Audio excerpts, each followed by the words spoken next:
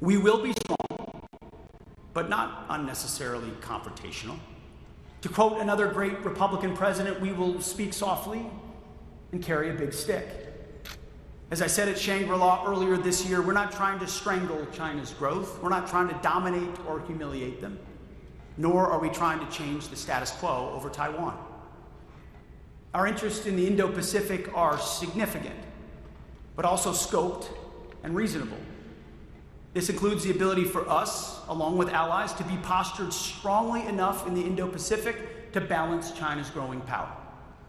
This means ensuring none of our allies are vulnerable to sustained, successful military aggression. This is what we mean by deterrence in the Indo-Pacific. Not dominating China, but rather ensuring they do not have the ability to dominate us or our allies. It's common sense. In this vein, our role at the Department of War is essential. It's our job to make sure Beijing sees unquestionable U.S. military strength that, if necessary, can back up our national interests. Even as we make clear our peaceful intentions, we insist that, as a Pacific nation ourselves, China respect our long-standing interests in the Indo-Pacific. And not just insist, but maintain the manifest strength to underwrite it. This involves respecting the historic military buildup they are undertaking. Our department maintains a clear-eyed appreciation of how rapid, formidable, and holistic the military buildup has been. We take these capabilities seriously. It would be silly and frankly disrespectful not to.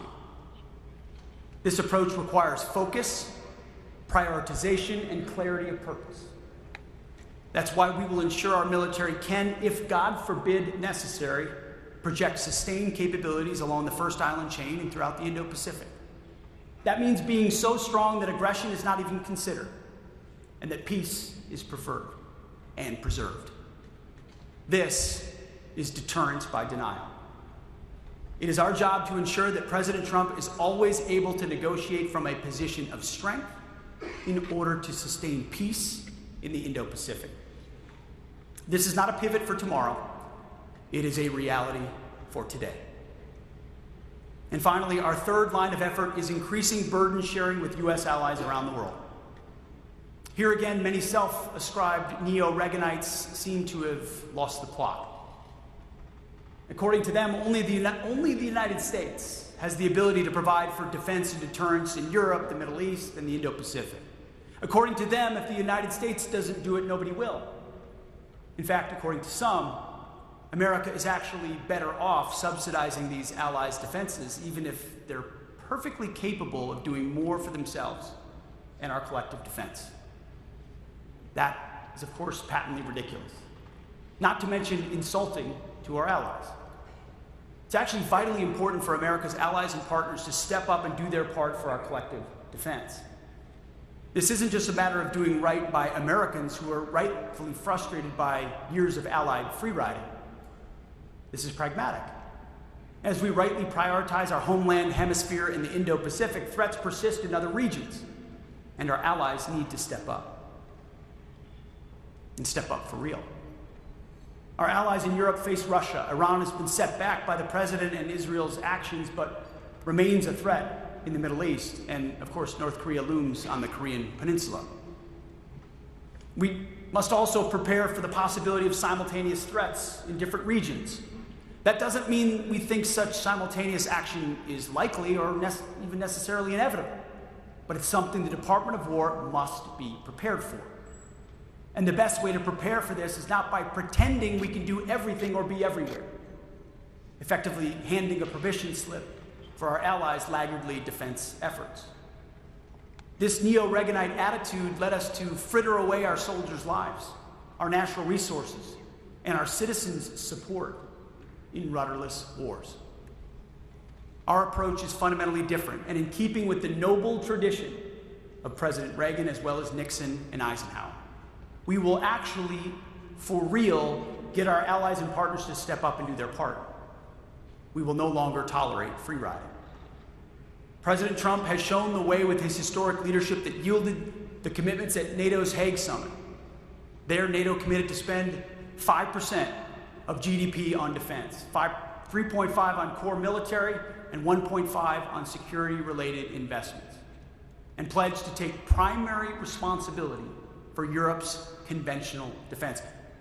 Things most folks sitting here just 5 years ago would have thought completely impossible.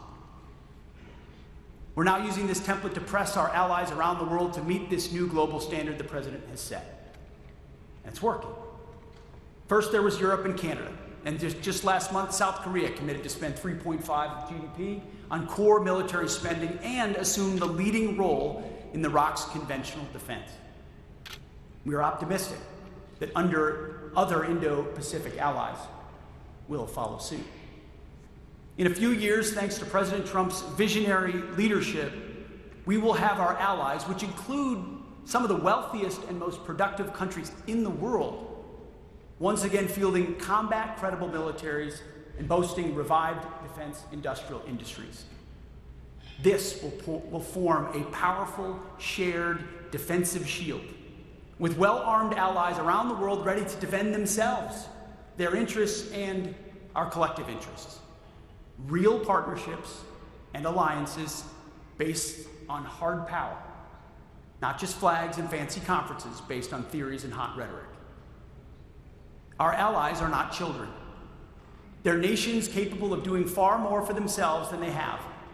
It's time they stand up, and they are.